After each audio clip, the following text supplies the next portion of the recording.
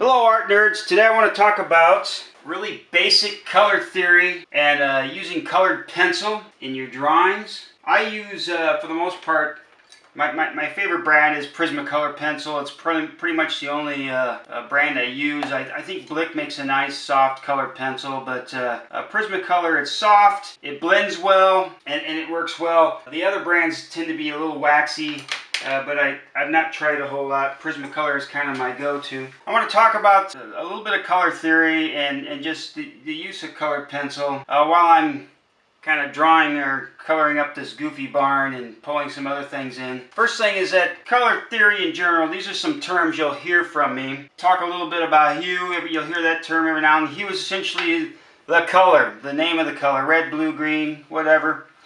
Chroma, you'll hear me talk about, that's the intensity of the color, the saturation of the color. A brighter color is going to be a higher chroma, and a more grayed out version of the color is going to be a lower chroma. And then just value, that lightness or darkness of a color. With Prismacolor Pencil, we can create value, just like when we're using graphite or we're using charcoal, because they're dry media. We can create value just by the amount of pressure we put down with the media. With Prismacolor Pencil, I always like, just like with graphite, I always chisel the point initially. I like that there be a rhythm to my pencil when I lay it down. I don't mind seeing the strokes. And when I lay down Prismacolor Pencil, I start kind of light. I don't push real hard. If you push real hard, it tends to get waxy and it won't blend, so I stay kind of light. But if I'm going, say, from dark to light here, I can press a little bit harder to this edge and then lighten up on the pressure, and I can get a change in value across the surface, going from dark to light. You can also, with Prismacolor Pencil, you can find three values of the same color. You do a monochromatic scheme just using one color. Here I have what's called a non-photo blue. That's my lightest blue there. I got a true blue, that's my middle, and then I have what's called a Copenhagen blue here. You can also use different colors, different values of a color to create change. Here I'm going, again, I get the nice 45 technique. I want to keep it consistent. I want that rhythm throughout the whole drawing. I'll lay down the lightest value, then I'll start, I don't know, about a third of the way down. I'll start with my second layer, and I'll probably push a little bit harder, get a little more pressure to get a little bit darker to this side, and then about 2/3 of the way down, I've got my Copenhagen blue. And I can work back, again, pressing harder. And I can even blend this out a little bit more, going back into these areas, getting the transitions. Now, I like to keep my stroke all pretty consistent, but you can come back in and do, say, a crosshatch. And depending on the paper, if the paper is a highly textured paper, you won't see your strokes as much. If it hasn't got as much tooth to it, you're probably going to see the stroke more. So you want to keep your texture consistent throughout. If you vary it all over the place, you kind of lose rhythm in the drawing. But you can smoothly put the pencil on to the point where you start to get rid of the stroke. But ultimately, if there's not a lot of tooth, you're going to see the stroke. So keep it consistent, start light, and slowly build up. There's another way to create value. It's called color next. When we look at this really bad color wheel that I've drawn up here, there's a reason why colors, this is essentially color spectrum forced into a wheel. Not a very good wheel that I've drawn here. But there's colors that oppose each other on the color wheel for a reason. We'll talk about that in a second.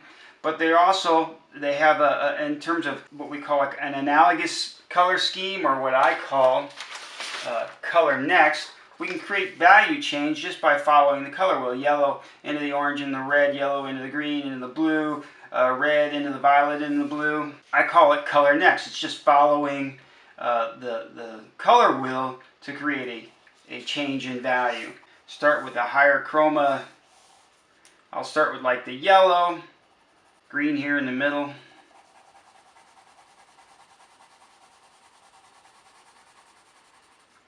And I'll reinforce that blue at the end here. Starting light, slowly building up. We could also do yellow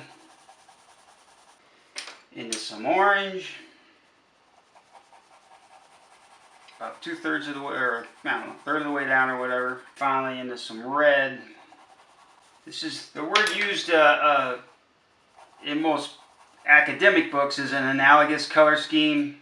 I just call it color next. Why use a $20 word when you can use a $5 word? So this is yellow and the green and the blue to create an analogous scheme. It also creates what they call harmony. Yellow into orange into red, and you're starting to get some changes in value just using the color wheel and following along. Boom, boom, boom, boom, boom, boom, boom, boom, boom. Just like this. It's a much more intuitive way to create changes in value. One last concept really quick here. You'll notice that in the color wheel, colors oppose each other.